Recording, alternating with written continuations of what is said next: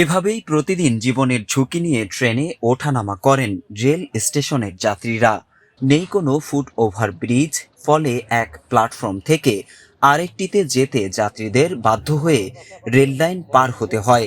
প্রায়ই ঘটে দুর্ঘটনা, আহত হন অনেকেই।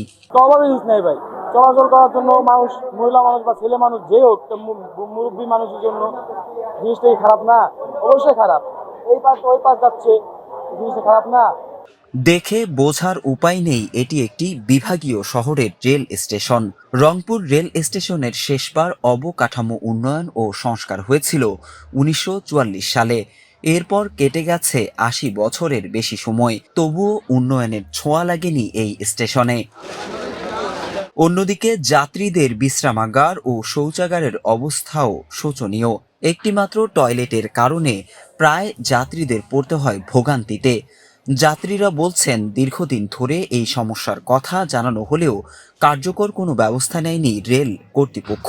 আমাদের স্টেশনে একটা ভালো পুরুষ মহিলাদের জন্য একটা শৌচাগার প্রয়োজন ছিল, একটা বিশ্রামাগার। অবসর সময়ে যারা ট্রেনের জন্য ওয়েট করতেছে, এখানে বিশ্রামের জন্য একটা বিশ্রামাগার মানে জরুরি ছিল আর কি। সেই দিক দিয়ে আমাদের স্টেশন অনেক অনেক এখন পিছিয়ে আছে। নোংরা ময়লা দিয়া ভর্তি, পরিষ্কার পরিচ্ছন্নতা নাই। এটা বিভাগীয় শহর হিসাবে রংপুর স্টেশন কোনো স্টেশনে না।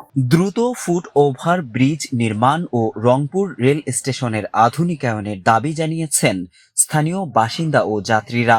তাদের আশঙ্কা, অব্যবস্থাপনার এই চিত্র অব্যাহত থাকলে যে কোনো সময় ঘটতে পারে বড় ধরনের দুর্ঘটনা।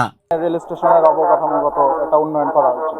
এখানে একটা ফুটওভার ব্রিজ, শৌচাগার, তারপর বসার ক্ষেত্রে যাত্রী ছাউনিতে বসার ব্যবস্থা করা, সর্বোপরি এই উন্নয়নটা দরকার। রংপুর রেল স্টেশনের অব্যবস্থাপনা, অবকাঠামোগত সংকট ও ফুট ওভার ব্রিজের অভাব নিয়ে প্রশ্ন করা হলেও রেল সুপারিনটেনডেন্ট বলেন, বিষয়টি ঊর্ধ্বতন কর্তৃপক্ষ ভালো বলতে পারবে। তবে কবে নাগাদ সমস্যার সমাধান হবে সে বিষয়ে কোনো স্পষ্ট উত্তর দিতে পারেননি তিনি। রংপুরে যেরকম যাত্রী আছে সেই হিসাবে ফুট ওভার ব্রিজ একটা প্রয়োজন।